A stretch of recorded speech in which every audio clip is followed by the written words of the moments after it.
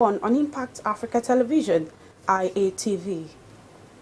The Oyo State Governor Seyi Makinde has approved March 11 as the date to install Oba Lekan Balogun as the new Olubadan of Ibadan land. The date is contained in a circular issued by the Office of the State Commissioner, Ministry of Local Government and Chieftaincy Affairs. It will be recalled that the throne became vacant following the death of Oba Saliu Adetunji on January 2, 2022 at the age of 93. After the initial controversies which trailed Balogun's nomination ended, the governor had on February 14 approved the nomination of the 79-year-old former federal lawmaker who will soon be installed as the 42nd Olubadan of Ibadan land. Meanwhile, the management of the Metropolitan Broadcasting Services (MBS), Impact Business Radio (IBR), and Impact Africa Television (IATV) has paid a courtesy visit to the Olubadan of Ibadan land designate Lekan Balogun at his Alare residence. Speaking during the visit, the chairman of the service, Owolabi Oladejo, said the essence of the visitation is to pay homage to the royal father. Oladejo also urged sons and daughters of Ibadan land to support the development of the land. Taiwo Olariwaju completes the report. The management of the Metropolitan Broadcasting Services, Impact Business Radio, IBR, and Impact Africa Television, IATV, today paid a courtesy visit to the second Olubadan of Ibadan land, Oba Olalekan Balogun, at his Alare residence. Speaking during the visit, the chairman of the service, Owolabi Oladejo, said the essence of the visitation is to pay homage to the royal father. Oladejo commended the rancor-free ascension to the Olubadans too. He also urged all sons and daughters of Ibadan land to support the development of the land. We are grateful to God. We have a history of rancor-free accession to the throne of Olubadan. And this time around, it was sufficiently proved. So we are grateful to God. We are here to greet our father, the Olubadan of Ibadan land, to congratulate him and to appreciate God for allowing him to see this day. The Ibadan people, the only thing I will say is for each and every one of us, let's be sure we maintain the tradition that have rancor-free accession to our throne. It's unique. We have our own system. Let us maintain it and let us look at how to develop Ibadan far better than what it is today. Also speaking, the Otun Balogun of Ibadan land, High Chief Tajuddin Ajibola, shed more light on the uniqueness of Ibadan. He described the new Olubadan as a man of honor and greatness with good character. Our chieftaincy is never in dispute at any time. You know who is who. And you can always see when they grow up. You can see them when they are young officers, when they are just chiefs. You will continue to see the spirit. This man is somebody in future. You continue to see them in camera. That's gradually how it is. We've got a lot of clips on the line that are coming up, and they eventually want to be there one day. We don't know how long it will be, but they know they will be there one day. In his remarks, the personal assistant to the Olubadan of Ibadan land, Oloye Akim Rufai, described him as a kind, family man who accommodates. Rufai noted that Oba Lekan Balogun is the father of all, even as he described his ascension as highly eventful. He's a kind, accommodating, highly cerebral, and loving father of so many people. He's a great family man. He's a fighter for the rights of the downtrodden. The journey has been very, very eventful. Like all things in life, there are ups and downs. And like Yoruba say, whatever problems one meets on the road makes you better prepared for the victory that is on the way. Taiwo Olariwaju, IATV News. A federal high court sitting in Abuja has granted the application of the Economic and Financial Crimes Commission for the fine of a feature of 500 million naira linked to a former secretary to the Bauchi State government, Ibrahim Dandija. A federal high court led by Justice Folashade Giwa Ogunbanjo had in 2019 ordered an interim forfeiture of the money following an ex parte application filed by the agency for its seizure. The Commission's head of media and publicity, Wilson Uwajaren, disclosed this in a statement today. The headquarters of the Federal Ministry of Finance, Abuja, was affected by fire in the early hours of today. According to reports, the fire was caused by an explosion of expired inverter batteries at the basement of the ministry's building. Reports also added that there was no casualty nor any major damage to the building, as security officers in the premises promptly put out the fire. Details later in our subsequent bulletin.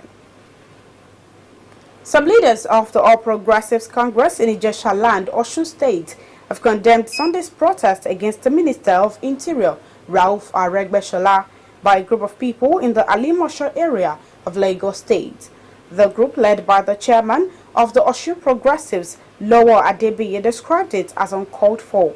The protesters, who carried placards and different inscriptions, also called for immediate and end to attacks on the minister. In the meantime, the Osun State Commissioner for Special Duties and Regional Integration, Olalekan Badmus, has reaffirmed the commitment of the state government to sustaining the food support scheme to ensure food security in the state. Badmus assured that the state government is committed to reactivating local productions, even as it called on the youths to take maximum advantage of the opportunity to develop themselves. This is coming after stakeholders in the local production of staple foods across the state commended the monthly food support scheme initiated by the state government. They said the scheme aimed at cushioning the socio-economic effects of the hardship occasioned by the COVID-19 pandemic has opened myriads of opportunities for others to leverage on. The stakeholders appreciated the state government for providing an enabling environment and sustainable templates for businesses to thrive. Myself as an individual represent entity. When I say I represent entity, I'm a Gari processor. So it's such a project I cannot do alone. I have so many of them working under me. So the reflection of the project, the positive impact and the reflection of the project, the same positive impact that the project have on me has also been transferred to those people working under me. So they are presently joyful that they are benefiting from the government, and majority of them are even saying this is the first time that the government would reach out to them directly.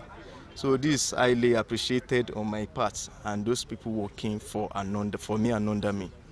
If we are encouraging young men and women to go to farming, we as a government, we have a responsibility to ensure that they have patronage, to ensure that they have support, so that back to farm will be meaningful. It's not easy to encourage a young man today to go to farm.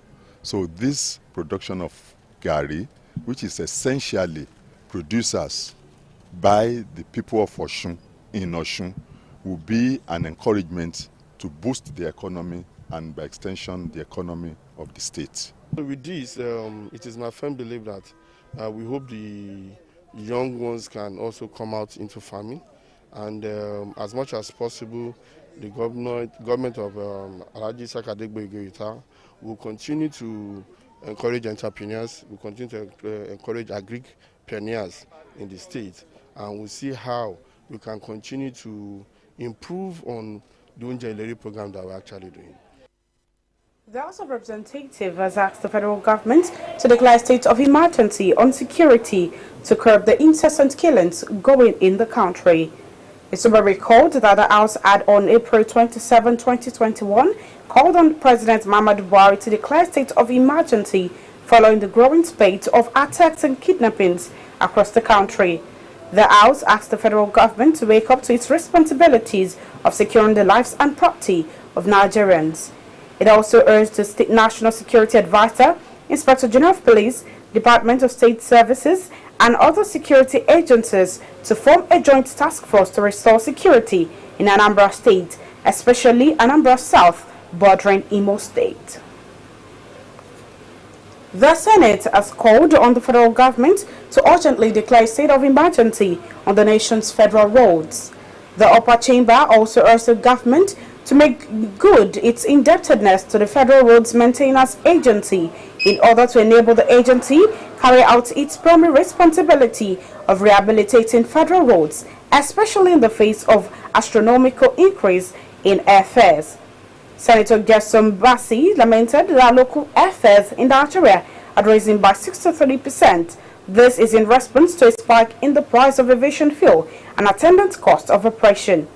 According to him, the rise in airfare has pegged the minimum economy class ticket at around 80,000 naira for travelers buying 1 hour one-way economy tickets. He expressed worry that the increase in airfares will increase the pressure on the neglected and dilapidated Nigerian roads and further worsen their state.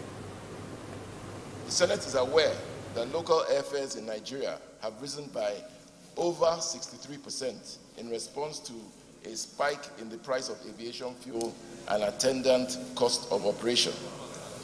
Senate is also disturbed that the rise in the airfare has pegged the minimum economy class ticket at around 80,000 naira for travelers buying a 1 hour one-way economy ticket. Further disturbed that the increase in airfares will increase the pressure on the neglected and dilapidated Nigerian roads and will further worsen the state of the roads in Nigeria. Senate is concerned that the Federal Road Maintenance Agency, FEMA, had a budgetary approval of just about 20% of the funds the agency requires for the rehabilitation of the 35,000 kilometers of federal road infrastructure in the 2022 budget. Senate is further concerned that the sum of about 850 billion naira that has accrued to FEMA by virtue of the 5% user charge on pump price of petrol, diesel, and the international vehicle transit charges provided for in Section 14 of the FEMA Act of 2007 is still being owed FEMA by the federal government. Worried that the humongous debt owed FEMA by the federal government has hampered the effective discharge of FEMA's primary responsibility of road maintenance and rehabilitation. Accordingly, this Senate resolves to 1. As a matter of urgency, declare a state of emergency on national roads in Nigeria. The governor of Lagos State, Babajide Sanwo-Olu, has assured residents of his administration's commitment towards ensuring that the state remains flood-free all year round.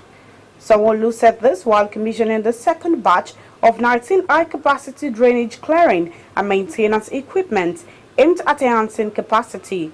He stressed that the state will always have a step ahead in terms of its preparations for the rainy season and the aftermath because of its coastal nature. The governor explained that the complaints of non-removal of silt from drains in quick times have been addressed with the new tipping trucks among the equipment. That ends the news update at 1 on Impact Africa Television, IATV. Do join us at 7 for our comprehensive bulletin. I am Tolu Waleke Ali. Good afternoon and thank you for watching.